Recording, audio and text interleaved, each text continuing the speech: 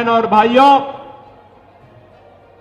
मैं इस पावन धरा को, जिसने कभी आज इस जनपद को देश और दुनिया के अंदर चमकाने का काम किया था, उन ऋषि मुनियों, क्रांतिकारियों, स्वतंत्रता संग्राम सेनानियों और साहित्यकारों के इस पावन धरा को मैं कोटि कोटि नमन करते हुए आप सबका, इतनी भीषण गर्मी में भी आप इस चुनावी सभा में उपस्थित हैं, हृदय से आपका अभिनंदन करता हूं, स्वागत करता हूं। बहनों और भाइयों, लोकसभा चुनाव के 5 चरण संपन्न हो चुके हैं और छठे चरण में आपको भी अपने मताधिकार का प्रयोग करना है। आपने देखा होगा, कल ही मैं चंडीगढ़, हरियाणा और दिल्ली में था। इससे पहले भी अलग अलग राज्यों में मुझे जाने का अवसर प्राप्त हुआ और मैं दावे के साथ कह सकता हूं, पहले से ही 4 जून को क्या परिणाम आने जा रहा है, पूरे देश में निश्चिंतता है, क्योंकि पूरा देश एक स्वर से बोल रहा है, एक ही नारा गूंज रहा है कि फिर एक बार, फिर एक बार, फिर एक बार और अब की बार आपके 400 पार के नारे से समाजवादी पार्टी को चक्कर आने लगता है। वे भौचक हो जाते हैं, 400 पार कैसे? क्योंकि 400 तो कभी उन्होंने देखा ही नहीं। समाजवादी पार्टी तो कुल 63 सीटों पर चुनाव लड़ रही है, 63 भी नहीं, 62 सीटों पर चुनाव लड़ रही है और उसमें भी कैंडिडेट एक एक भागते जा रहे हैं। एक को दिया वो भाग गया, फिर दूसरा को दिया वो भाग गया, फिर तीसरे को दिया वो भाग गया। तो वे इस बात से घबराए हुए हैं। फिर जनता से पूछते कैसे 400 होगा, तो जनता जनार्दन कहती है कि जो राम को लाए हैं, क्या बोलती है, जो राम को लाए हैं, जो राम को लाए हैं। क्या आजमगढ़ भी इससे सहमत है? सहमत है? दोनों जय श्री राम कह के राहत भाव, जय श्री राम। बहनों और भाइयों,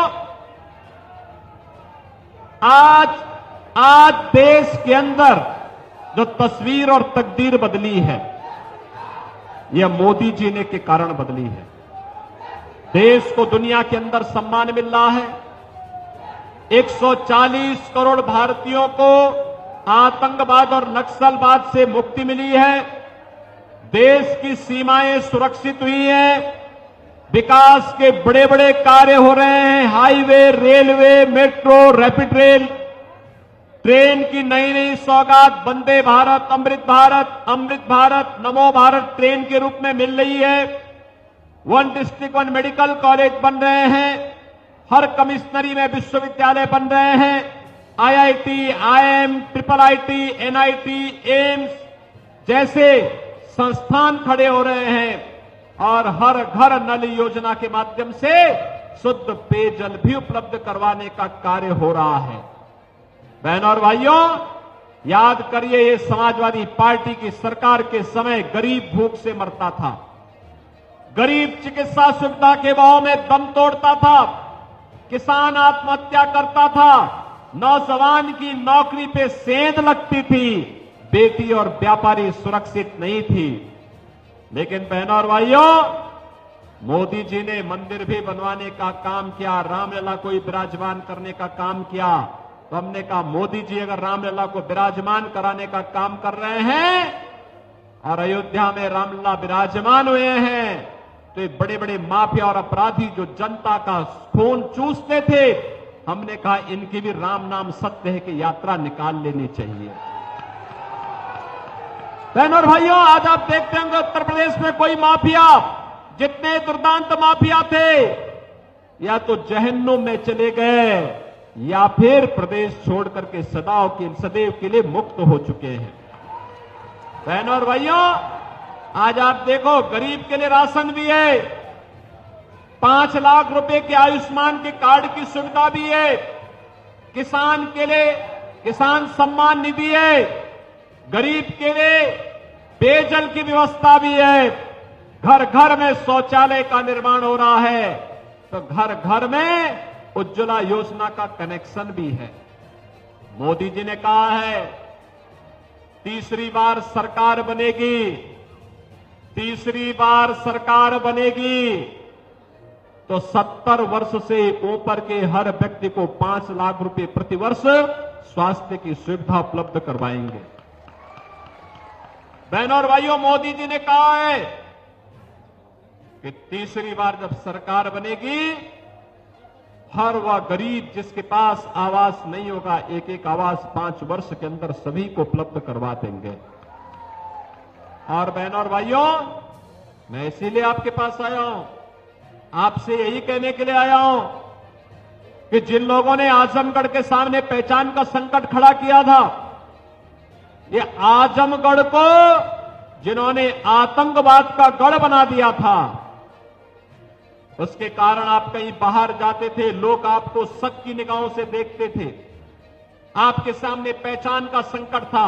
अरे वो तो निरुआ आ गया, आज आप जाते हैं, लोग सम्मान की निगाहों से देखते हैं। कहा अच्छा, आजमगढ़ से, जहां से निरुआ सांसद है। और बहनों और भाइयों, ये भोजपुरी के बहुत अच्छे कलाकार हैं, गाते भी हैं, एक्टिंग भी करते हैं, और इनके कहने पर अब हम लोगों ने आजमगढ़ में संगीत महाविद्यालय का निर्माण के लिए भी पैसा उपलब्ध करवा दिया है। अब तो यहां पर कई लोग प्रशिक्षण लेंगे, कला का प्रशिक्षण।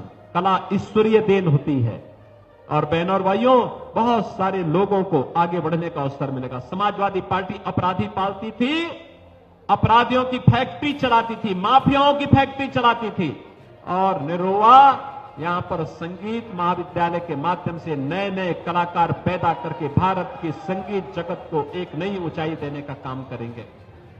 बहनों और भाइयों, गांव से निकला हुआ एक निरुआ आज अपने दम पर, अपनी मेहनत से, अपने पसीना बहा करके मुंबई जाकर के एक बेहतरीन कलाकार बना। और इसलिए जब मैं मुंबई गया था उत्तर प्रदेश दिवस पर, ये निरुआ और रवि किशन दोनों मुझे मिले। अरे हमने कहा यहां क्या कर रहे हो? कहा कि यहां पे हम एक्टिंग करते हैं। हमने कहा अब एक्टिंग बहुत हो गई है, अब अपने पूर्वी उत्तर प्रदेश के लिए भी कुछ करो, चलो विकास के कार्य के लिए। और बहनों और भाइयों, आपने देखा होगा निरुआ को आजमगढ़ से, रवि किशन को गोरखपुर से सांसद बना करके देश की संसद में भेजे हैं, आपके आशीर्वाद से बना के भेजे हैं ना। दोनों लोग जीते हैं ना। और इसीलिए मैं कह रहा हूं, गरीब की मेहनत को सम्मान दिया जाना चाहिए, उसके परिश्रम को सम्मान दिया जाना चाहिए, उसके द्वारा बहाए जाने वाले पसीने को सम्मान दिया जाना चाहिए। और वही सम्मान देने के लिए हम आए हैं। एक समाजवादी पार्टी थी, उसके समय में संजरपुर और सराय मीर की घटनाएं घटित होती थी। हर आतंकी घटना में नाम आता था आजमगढ़ का, और परेशानी होती थी यहां के नौजवानों को। आजमगढ़ के नाम पर नौकरी की बात तो दूर, कोई धर्मशाला और होटल में कमरा भी नहीं देता था। और बहनों और भाइयों, आज आप जाएंगे, आज ऐसा कुछ नहीं है, आज तो आप सम्मान पाएंगे पूरे देश के अंदर। ये जो सैफई परिवार आया है ना यहां पे, ये शोषण करने के लिए आया है, आपको ठगने के लिए आया है, फिर ये चले जाएंगे, दोबारा फिर यहां झांकने नहीं आएंगे। मैं पूछना चाहता हूं, आखिर Purvanchal express way Samajwadi party ने अपने चार बार मुख्यमंत्री थे, क्यों नहीं बनाया? महाराज सुहेलदेव के नाम पे विश्वविद्यालय का निर्माण क्यों नहीं किया? क्यों नहीं उन्होंने संगीत महाविद्यालय का निर्माण किया? क्यों नहीं उन्होंने एयरपोर्ट का निर्माण किया? क्यों नहीं उन्होंने हर घर नल की योजना लागू की? बहनों और भाइयों, ये केवल आपको सामने ठगी करने के लिए आए हैं, आपको बेवकूफ बनाने के लिए आए हैं। हमें इनके पीछे नहीं जाना है। हमें तो मोदी जी के एक भारत श्रेष्ठ भारत पर विश्वास करना है। और मैं आपसे यही अपील करने के लिए आज आया हूं। कांग्रेस और समाजवादी पार्टी का गठबंधन जब भी हुआ है, यह अनर्थकारी हुआ है। यह गठबंधन देश के लिए विनाशकारी हुआ है। याद करिए, कांग्रेस और समाजवादी पार्टी के गठबंधन के समय अयोध्या में राम मंदिर पर आतंकी हमला होता है, काशी में संकट मोचन मंदिर पर आतंकी हमला होता है, लखनऊ, वाराणसी और अयोध्या की कचहरियों पर हमला होता है, ये सभी लोग उस समय मौन रहते थे, कहते थे आतंकवादी सीमा पार किए हैं। और आज आतंकवाद को समाप्त किया जा चुका है। अब कोई बोलता जब पटाखा भी जोर से फटता है तो पाकिस्तान सफाई देता है, कहता साहब मैंने नहीं किया है, क्योंकि उसे मालूम है ये नया भारत है, छेड़ता नहीं है, लेकिन कोई छेड़ेगा तो उसको छोड़ेगा भी नहीं। और इसलिए हम आए हैं आज यहां पर आपसे अपील करने के लिए। ये कांग्रेस और समाजवादी पार्टी का गठबंधन एक बार फिर से बना है। ये गुमराह करेंगे, लेकिन सच्चाई यह है, इनके मैनिफेस्टो को देखो, उसमें ये कहते हैं कि अनुसूचित जाति, जनजाति और पिछड़ी जाति के लोगों को मिलने वाले आरक्षण में से एक हिस्सा हम मुसलमानों को दे देंगे। क्या अनुसूचित जाति और पिछड़ी जाति के आरक्षण पर आप मुसलमानों को सेंध लगाने देंगे क्या? लेकिन ये लोग तो यही करना चाहते हैं। इन लोगों ने पहले भी किया थी शरारत, वो तो भारतीय जनता पार्टी ने विरोध किया, ये सफल नहीं हो पाए। और कांग्रेस के इंडी गठबंधन के सभी नेता कह रहे हैं, बिहार में लालू जी कह रहे हैं कि मुसलमानों को सारा आरक्षण दे देंगे। ऐसे ही राहुल गांधी का बयान भी आया था, ऐसे ही समाजवादी पार्टी के नेताओं के बयान भी आ रहे हैं कि हम आरक्षण मुसलमानों को बांट देंगे। क्या आप इसकी स्वीकृति देंगे? बहनों और भाइयों, बाबा साहब भीमराव अंबेडकर ने कहा था कि धर्म के आधार पर आरक्षण नहीं हो सकता, क्योंकि धर्म के आधार पर भारत का विभाजन हुआ था, इसलिए मैं दोबारा आरक्षण इस रूप में स्वीकार नहीं कर सकते। दूसरा, इन लोगों के दिमाग में एक नई खुरापात आई है। पहले इन्होंने देश को बांटा, फिर इन्होंने देश को क्षेत्र और भाषा के आधार पर बांटने का कुत्सित प्रयास किया, फिर जातियों को आपस में लड़ाने का कुत्सित प्रयास किया, और अब ये क्या करने जा रहे हैं? अब इनके द्वारा कहा जा रहा है कि हम विरासत टैक्स लगाएंगे। विरासत टैक्स का मतलब आप जानते हैं? आपके पूर्वजों के द्वारा, आपके बाप दादों के द्वारा, आपके ग्रैंडफादर और आपके फादर ने जो संपत्ति अर्जित की है, इनका विरासत टैक्स उसमें से आधा ले लेगा, और फिर उस प्रॉपर्टी को ये लोग पाकिस्तान, बांग्लादेश और अफगानिस्तान से आए हुए मुसलमानों में बांटने का काम करेंगे। क्या आप इसको स्वीकार करेंगे क्या? अरे आपके 4 कमरे का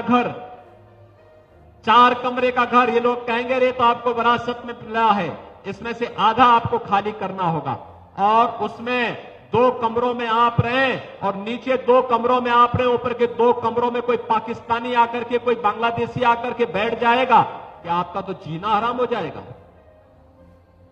यानी ये समाजवादी पार्टी और कांग्रेस के अंदर अब औरंगजेब की आत्मा घुस गई है। औरंगजेब मुगलों का सबसे क्रूर बादशाह था। वह क्या करता था? उसने सबसे पहले सत्ता के लिए अपने भाई की हत्या की, फिर अपने बाप को जेल में बंद कर दिया। बहनों और भाइयों, अगर किसी को औरंगजेब के कारस्तानी को देखना है तो काशी में काशी विश्वनाथ का मंदिर किसी ने तोड़ा था, इसी दुर्दांत, इसी निर्लज्ज औरंगजेब ने तोड़ा था। मथुरा में भगवान कृष्ण के मंदिर को तोड़ने वाला यही दुर्दांत, यही निर्लज्ज औरंगजेब था, और अपने बाप को भी जेल में इसने बंद किया था। शाहजहां वही जिसने आगरा का ताजमहल बनाया था। और आप जाइए पटना की खुदाबख्त लाइब्रेरी में, वहां की लाइब्रेरी में आप पढ़ेंगे, शाहजहां ने अपनी जीवनी में लिखा है, उसने कहा था, कमबख्त औरंगजेब, तुझ जैसा पुत्र किसी को पैदा न हो, तुझसे अच्छे तो ये हिंदू हैं, जीते जी अपने बड़े बुजुर्गों को सेवा करते हैं और मरने के बाद भी श्राद्ध और तर्पण के माध्यम से उनकी तृप्ति के लिए कार्य करते हैं, हर वर्ष कार्य करते हैं। बहनों और भाइयों, वह औरंगजेब की आत्मा अब ये समाजवादी पार्टी और कांग्रेस के अंदर घुस चुकी है, इसीलिए विरासत टैक्स की बात करते हैं। क्या विरासत टैक्स लगाने वालों को, आतंकवाद का समर्थन करने वालों को, राम जन्मभूमि पर भगवान राम के मंदिर को तोड़ने, राम मंदिर के विरोध करने वालों को, गरीबों पर अत्याचार करने वालों को, बेटी और व्यापारी की सुरक्षा में सेंध लगाने वालों को, क्या हम वोट देंगे?